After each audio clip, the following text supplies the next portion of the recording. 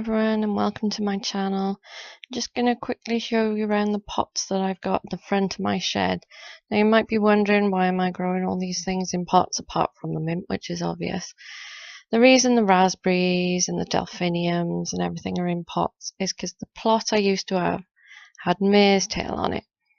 Now I washed all the roots when I moved these plants, but I can't be 100% sure there's no mare's tail in them. And because there's no mare's tail on this plot, I need to be 100% sure before I plant them in the ground. So it might look a bit strange, but that's the reason I'm doing it. I mean, I've got that grapevine in the pot as well. But it seems to be doing alright. It's quite a big pot at the moment. It's only about 2-year-old, so we'll see how it does. Make sure there's no mare's tail and then pop it in the ground. And that's my September fruiting blueberry. And these are the fruit brushes that I inherited with the plot. My asparagus that I planted the other week seems to be doing alright. There's 2 crowns there because I'm going to plant some other stuff on the edge. And then there's 3 crowns at the back here. And we're going to see how those come in the next few weeks. Hopefully they should come to something. And there's the water butt that I'm going to have to climb in again because the tap is still broken.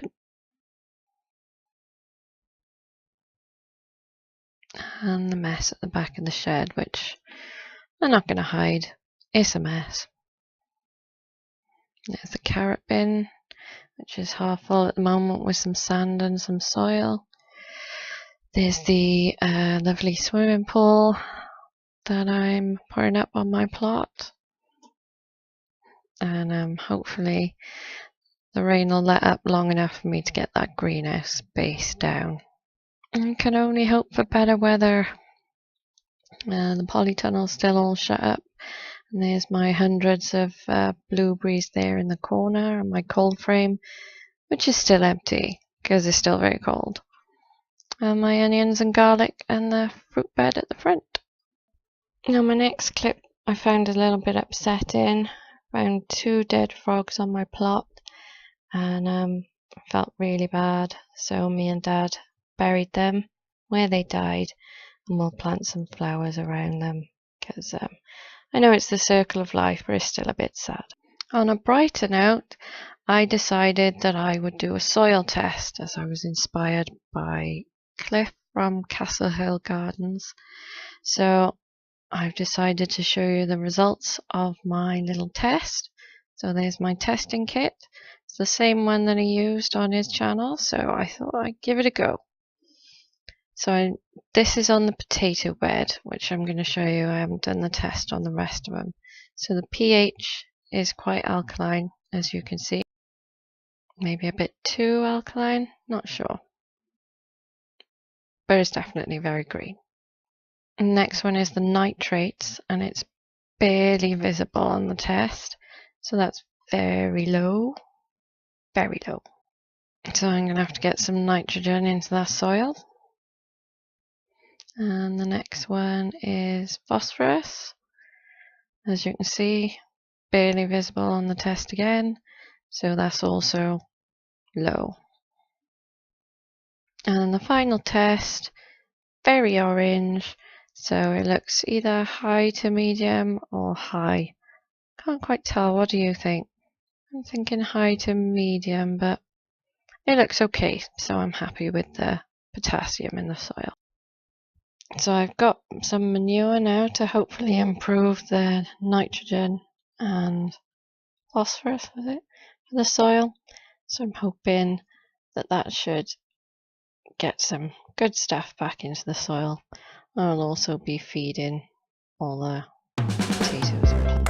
And now to my update in the greenhouse. I mean Dad's conservatory, which he's really happy about me using.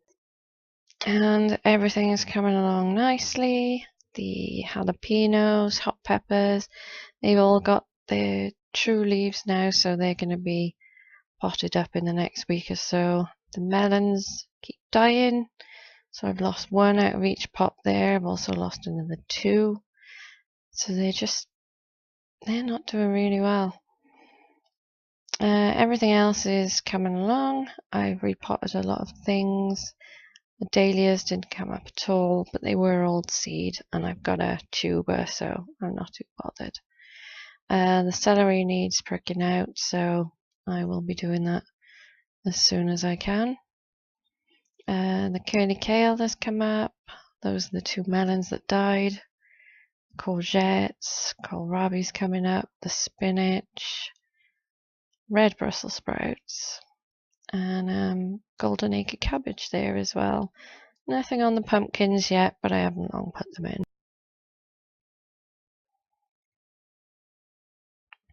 And the gazanias don't seem to be doing anything either. But those courgettes are doing well. And down to the tomato pots. So I think everything is coming up really well. Lots of tumblers there. The outdoor girl.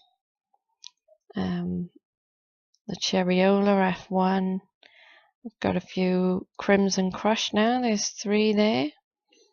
Maybe more. I think I planted more. The Black Crim tomatoes. Moneymaker have done really well. I think they always do. Tigerella. Black Cherry. There's a couple of those stripy beetroot in the background. The Craigella. Those Gardener's Delight ones were really old seeds, so I'm not really surprised they didn't come up. The red pear and amateur have come up, so those are the beetroot.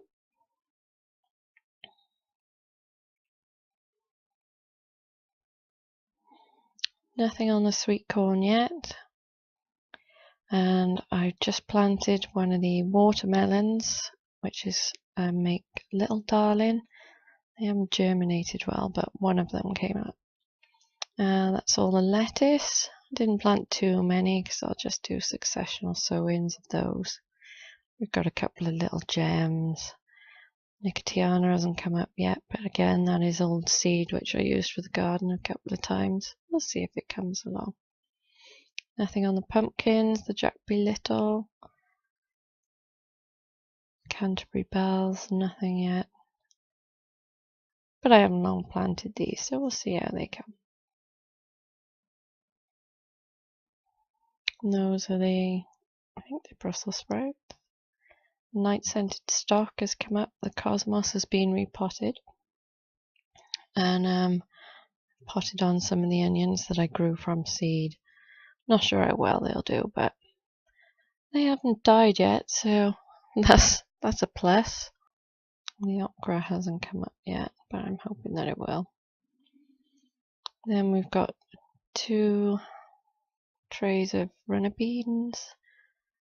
The salvia, which is still coming along. Seems to have slowed down a little bit, but it'll be fine. The kalettes. Nothing came with a baby salad leaf. Maybe it was a bit cold. I'll try sowing some more. But there's the Paris Silver Skin onions, and now I'll have a look at something else I bought, which is called Samphire. Sorry about the bad recording on my phone. I don't know why sometimes I twist it around. So I've been reading up on how to grow samphire, and you need to water it with sea salt. So let's see how that grows. Now back on the plot, and I've done some weeding. It's about time. It's really hard to weed in between the onions and garlic, especially as I planted broad beans in the middle. But I managed it with one of those little onion hoes. It does look much better. Now, because we had a nice but cloudy day on Sunday, I decided to start painting my shed. So no, I'm not painting it a weird colour blue. I have actually got some primer, which you can't really see there. It's the Dulux Weathershield primer. So I'm doing the 3 stages: primer, undercoat, and the final coat, which is the colour. And as you can see, my shed looks strange. whitewashed bluey colour. So that's the primer that I'm using. It's like a very strange blue colour when you put it on, like almost luminescent blue. It's horrible. But the shed seems to be soaking it up nicely, so it must like it. And with the undercoat, this is the White House. Thanks for watching.